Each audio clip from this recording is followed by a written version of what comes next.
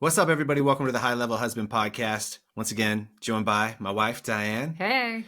So we're jumping in on the topic today is what to do when your wife says she's done.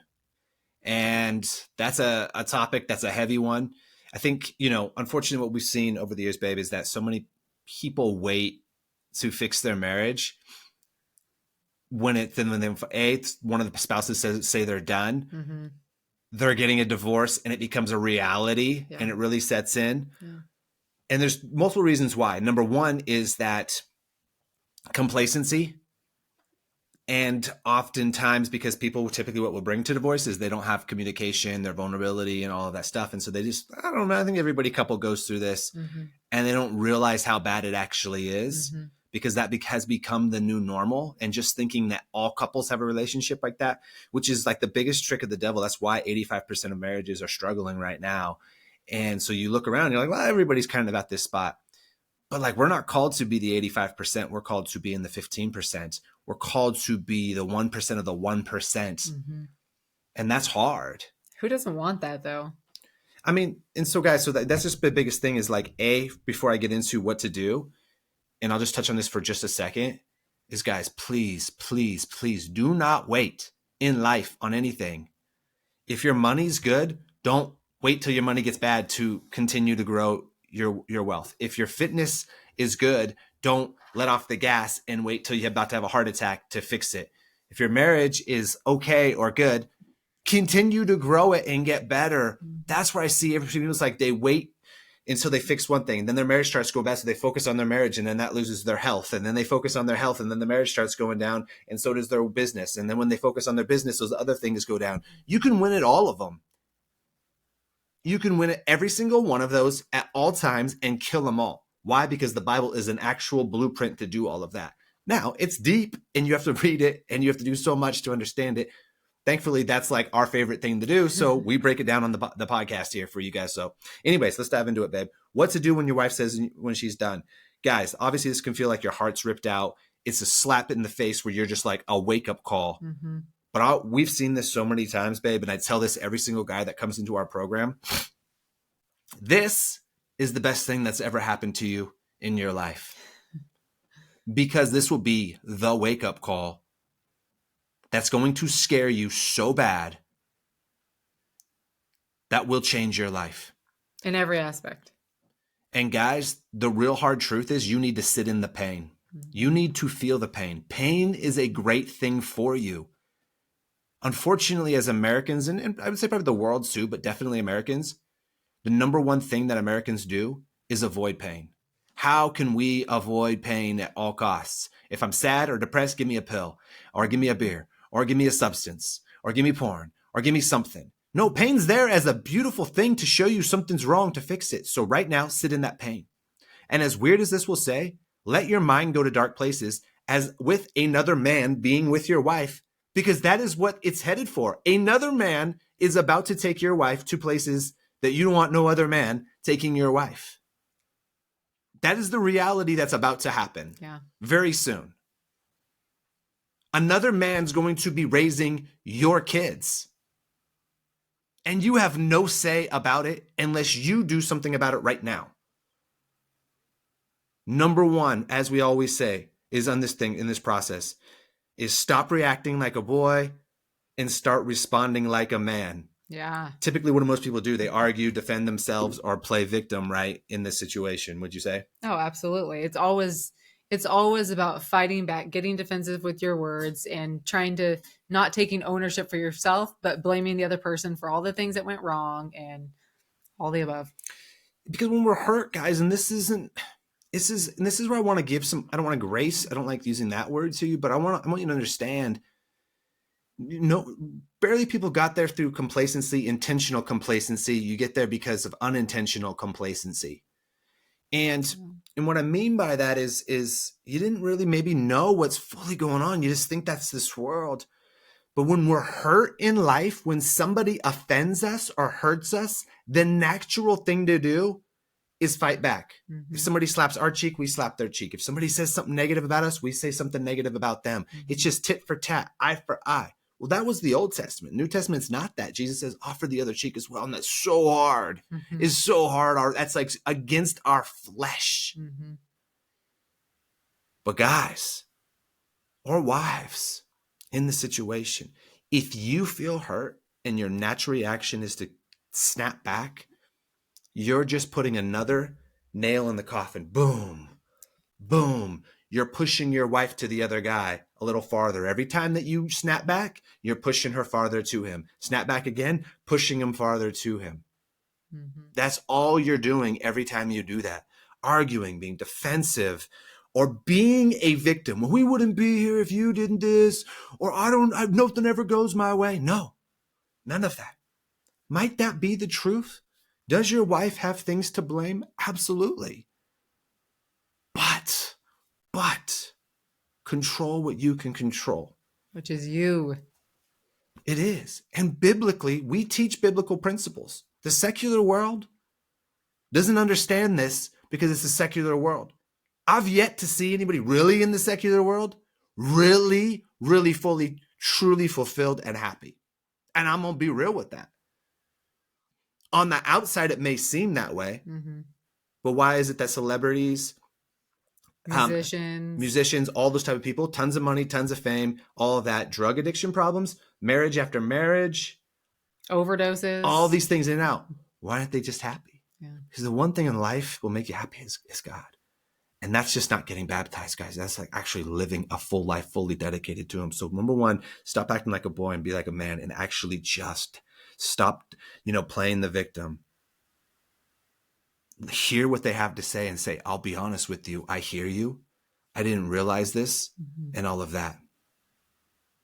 Just listen and understand and tell her, I see your pain. This is where it comes into number two, which is take extreme ownership. Taking extreme ownership. It really is, guys. You have to have extreme ownership in this, because that's where you apologize.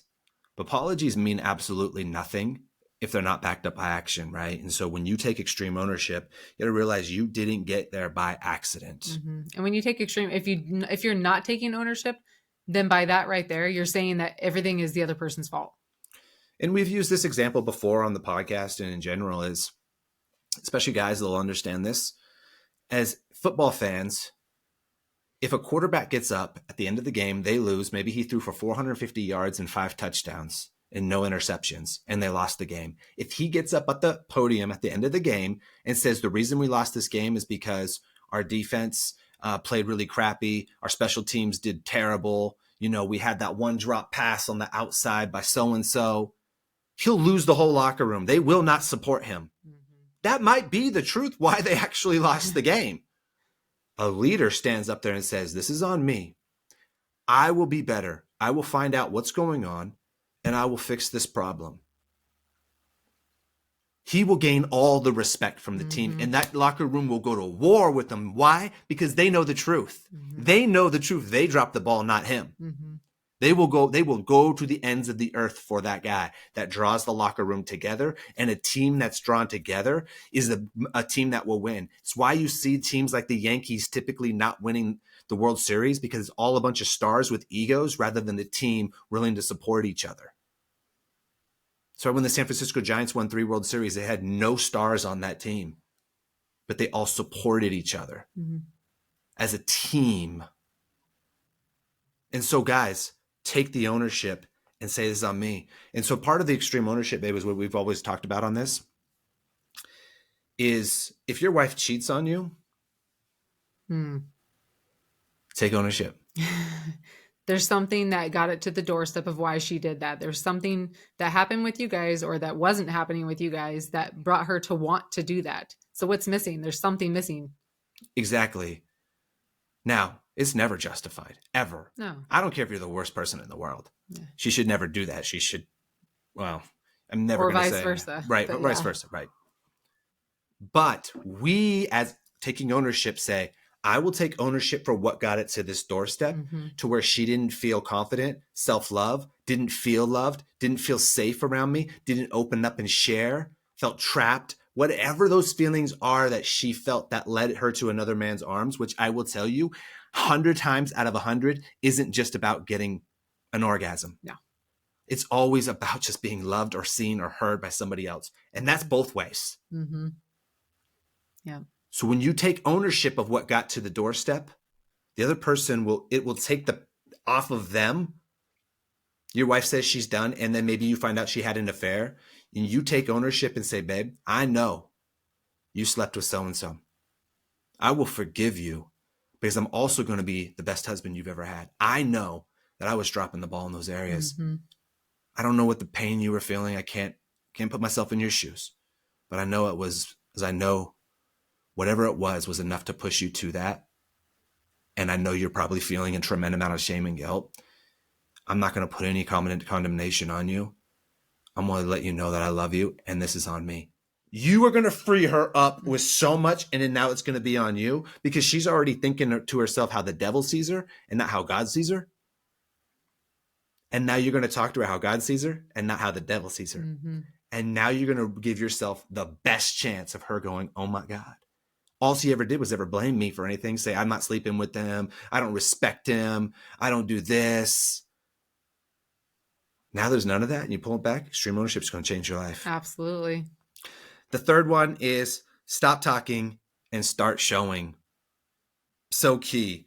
Like, how many times do people I'm going to do this? And that goes with anything. I mean, there's so many aspects in a marriage where a person says that and they never do the thing. Or they start and they stop. Yeah. Right? They get halfway there. They get halfway done and then they want the results next week. Yeah.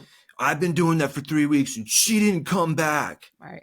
Dude, 3 weeks? Yeah. How about 3 years? Yeah. You go no matter what. You don't know when the end will be. Mm-hmm. That's the key part of this, guys. And when you don't know when the end will be, the cool part about that means it's developing a lifestyle for you, and it will be until God needs you to know that you're not going back.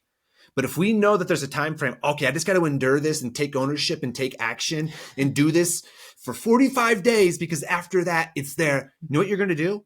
You're going to stop and let off the gas. And then she's going to lose all trust because you went back to the way you were before. She's going to wait for you to shoot her the drop. Absolutely. We used to have a mentor in our life, and this guy had done a lot of, some pretty bad things in his marriage and was extremely egotistical for a long time and very successful in a lot of ways. And it was all about him. And his wife one time said, after 3 years of him being completely different, said, I'm just waiting for the other shoe to drop.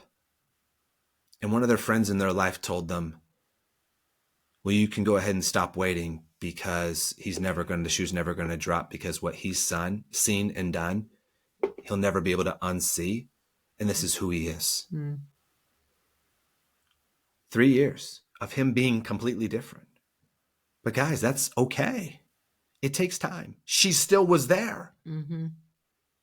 It takes time to undo years of things. It's not like it was 3 weeks that you were just a jerk. You were this perfect person for your whole life. For 3 weeks, you were a jerk. And then that's what it is. No, it's typically 15 years of lukewarmness, all aspects of life. Mm-hmm. And that doesn't mean you're yelling at her or beating her or anything. Maybe you're just cheating on her with your work. But that adds up over the years. And so to undo all of that, it's going to take time. It's not going to be a 2-week process. It can be. Yeah. We've seen it. Yeah, we have actually. But that's just God knowing that things were different and boom, boom, boom, boom, those places. Let God do what God does. His time frame is very different for every single person. Yeah. Whatever you're ready for is ready for you. He's got to see the process through so that when you get it, you don't drop the ball. Mm-hmm. It's the same reason why people, when they win the lottery, I think the stats 87% go bankrupt because they weren't ready for it. Yeah. So if you have this phenomenal marriage, you won't be ready for it. You got to go through the process to be ready for it. So start showing the action, not to get anything or do it, but to be it. It's not what you need to do to get a great marriage. It's who you need to become to get a great marriage. Yeah. You need to be that, not do that. That's the key. Well said. Number 4, I'm gonna switch this one around. Number 4, give her space, but stay present. I mean, guys, oftentimes that's this big part of it is like they just need a little breathing room. But because you're so scared, and understandably, Then you you start to smother her with these things, and then it pushes her away even more. you become a needy puppy dog Yeah. who's just, like Diane's saying, smothering her to death, Mm-hmm. all over her, all that stuff. Oh, babe, what can I do for you? Doing the chores, doing the dishes. You're just doing all the stuff, and it's just like it's overwhelming. Mm-hmm. And you can tell that when it's done like that, all of a sudden starting to do all those things, you can tell that It's fake. it's fake. Yeah. Or you're just doing it as a Yeah. dog and pony show, Exactly. like just to put it on. Yeah. I know you feel very scared and you just want to go as hard as you can, Mm-hmm. but that's not what's going to, because it's not sustainable, right? And that's not what she wants. Mm-hmm. It's like anybody can do the keto diet and lose some weight. It's just not sustainable. And so that's why people just gain it all back. You want to do something that's sustainable, Mm-hmm. that just feels naturally great. It's easy, it's peaceful. That's what she needs to see, is find peace and joy in her life. And that's where you have to respect boundaries. And so what does that look like? Doesn't mean you don't talk to her at all. You still drop her a text from time to time. You still have conversations with her. Mm-hmm. You still be fun to be around. You still be vulnerable to be around. But you do not put the full court press on. Mm-hmm. But you still showing up and be present. And by doing that, it becomes special. But if you're full court press, nobody wants that anyways. And especially when you're dating, that's why people say when you go on that first date and you have a great date, you don't call them the next morning. You give space to let the tension build. It's the same thing in when you're rebuilding your marriage, but it's not out of manipulation. It's just that's what life should be like. Mm-hmm. So give her space, be present still. Just consistent little things, not the big, buying her flowers and doing all these things. And it's like, no, dude. Chill, bro. Don't try too hard in that way. Chill. Know what she wanted you to change. You know what that is. If you're overworking, stop overworking. Work the normal amount. Mm-hmm. Oh, I can't do that. Well, then you can't have a good marriage. What's more important than that saying that your business comes over your marriage? If she's tired of you drinking, quit drinking. If she's tired of you, I don't know, she knows you watch porn and all those things, stop. Mm-hmm. It's just like you do the things that she doesn't want you to do. You stop doing those. Now you don't go, hey, babe, go to my phone. Look, go to my browser. See that I'm not doing it anymore. Go look. Yeah, no, exactly. just don't. Yeah. Just don't do it. Yeah. Why do you need to show everybody these things? Be enough in yourself and you be proud of that. And not what's cool is all those things that you change will change your life, even if your wife never came back. Yeah. That's the cool thing. But then it's double bonus when it's there. So, and the last one, guys, is number 5 is like, get on your knees and fight like never before with your prayers. If your marriage is falling apart, rely on the strength of God, not your own strength. Mm-hmm. Pray over your marriage. Pray for your wife daily. Pray for wisdom for you to understand. I pray for 3 things every single day: for more wisdom, for more knowledge, and more love. Mm-hmm. And I pray Jeremiah 33:3, which says, call to me and I will answer you and show you great and unsearchable things that you do not know. I ask God that every day. I say, well, God, you said to do it. I'm going to do it. Like, that's a blueprint. Yeah. And guess what? People ask me all the time, Tommy, where'd you get your degree? What'd you do this? I'm like, God. The Bible. Literally. God. He just downloads stuff to me. And there's so many times, guys, I'll be on a coaching call or recording a lesson for our course or whatever it may be. And I'm like, where did that come from? It's because I'm praying and I'm asking that. So ask for the wisdom in your life. Ask for to soften your wife's heart. Ask for your heart to be softened. Now, for those things to happen, the walls just don't come down. It comes through pain, through a crushing, through persecution. But that's okay. That's okay, because on the other side of it, it's worth it. It's going to take drastic measures for things to change, but with that comes drastic results, which are good. Yeah, and just let her see you seeking the Lord, right? Like you being in the Word. Yeah. But don't just do it. So is she watching? Is she watching? No, you just be in the Word. Yeah. You be in a men's group. You be at church every week, non-negotiable. Even if she's not. You're fasting weekly. There's a guy in our program right now. And his wife's not a believer, so that sets your marriage up on a very difficult path when you're unequally yoked. Mm-hmm. And he says his wife mocks God all the time and all this other Mm-hmm. stuff, and they're not in a good spot, and all the classic stuff. They are not in a good spot. And he's going through our normal stuff that we teach. Plus, I do this high level faith stuff on it. And I said, you need to fast. I said, you need to pray for your family. You need to do all these other things. And he started doing it. And his wife is like drastically changing. Her heart's softening. She's like doing all these crazy. She was hanging out with an ex-boyfriend because they were basically separated. And now she's canceling all those plans, like all these things happening. You have to do this stuff because you love God and realize that God can do immeasurably more than you can ask or imagine. The reason why Christians struggle is they don't actually believe that God can do amazing things. Yeah. He can. It's just not a genie where you rub it and it happens right then. Yeah. It might happen next week. It might happen 4 months. It happens in the time that it's supposed to. You trust that process, but you got to be somebody that's worthy of that blessing. You always are worthy of it. Well, I guess let me change the frame of it. You're always worthy. God loves you no matter what, whether you're an axe murderer or you're not. Yeah. He loves you the same. But we have to be somebody who can be trusted with little, can be trusted with many. So for him to give that blessing, you got to be trusted with little to be trusted with that many. Let him do his process on that. It's always going to be his time, not yours. So the last few things on this, guys, just to kind of go rip through it real quick. Number one, do not beg. Desperation isn't attractive and it will not change her heart. Number two, don't blame her. This isn't about what she's done wrong. It's about who you need to become.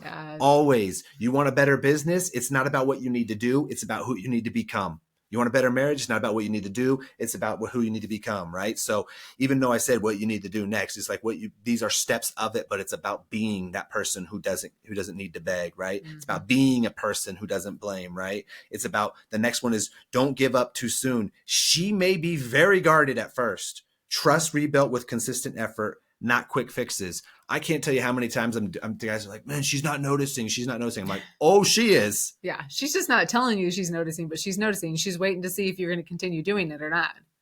100%. And sometimes it isn't fully noticing, but they are noticing. And then it all comes together. Just like how God says, you don't realize now what I'm doing, but later you'll understand. John 13:7. Sometimes it's the same thing with your wife. It's like she's noticing, but doesn't comprehend it. And then eventually she will. Mm-hmm. So do not give up too soon. The fact is, don't ever give up. We're most likely bringing in another coach into our community. It was a guy whose marriage was about on as divorced as you get. Like there was legal battles of custody, like all crazy things that was happening. And now their marriage is better than ever. And what's crazy is he kept pursuing his wife, and it was like a 0 chance that she was ever, because of the lawsuits and all these other things. And he would confide in me, and I would say, dude, just stay the course, becoming who you're becoming, loving God and seeking God. Do not seek out any other women. Do not do any of that. And even if she signs the divorce papers, just keep becoming this. And even that's 3-4 years down the road, you just stay faithful because you're enough in who you are and whose you are, and things will change. He got his heart to that spot, and that's when God expedited the process. But God had to wait for his heart to get to that spot. Mm-hmm. And now, mind-blowing. You have to get your heart to that spot of like, this is all in. Guys, and so that's just the thing is, just because your wife says she's done, I promise you, it's never a finale. Never. But if you think some guys will go, dude, there's no coming back, then you just sealed the deal, not her. Mm-hmm. That means you're saying that God isn't strong enough to do that. He's not strong enough to change it. See what's possible. Mm-hmm. Have a testimony. Yeah. Your testimony is for other people, not for you. So the whole point of this life is to create disciples. You know, one of the biggest things we always see with people come to our program is like, man, I don't really have a purpose in life. Mm-hmm. Oh, you do. Read the Bible. The one purpose in life is to create disciples. We all have the same purpose. Everybody. Yeah. One same thing, to love God with all your heart, all your mind, all your strength. And then the second one is to love your neighbor as yourself. Jesus says those are 2 most important commandments. That's all of our purpose, to love God with life. And if that means that we love him the most, that means that we should desire to spend as much time with them, learn as much as we can with them, serve as much as people as we. That should be all that we do, not the least amount that we do. Yeah. So that's purpose. And the second is to love on your neighbor, which is your wife, your kids, your actual neighbors, strangers, everybody. But all the keywords are as you love yourself. So you got to be able to love on yourself as well. And don't have imposter syndrome. Be disciplined. See yourself as God sees you, as somebody unique and special and different. You don't have to fit into a box. Let all that pressure go off you, and you take all the pressure off your wife. With what it's like magnets that are pushing the opposite direction. You can't push them together because it's just the opposite. There's so much pressure. You flip them around when there's no pressure and they suck together. That's marriage, two becoming one. So guys, really dig in deep on this. I'm telling you, a Christian-based marriage, a biblical marriage is everything. That's why our system is called the biblical masculine reset. You know what I'm saying?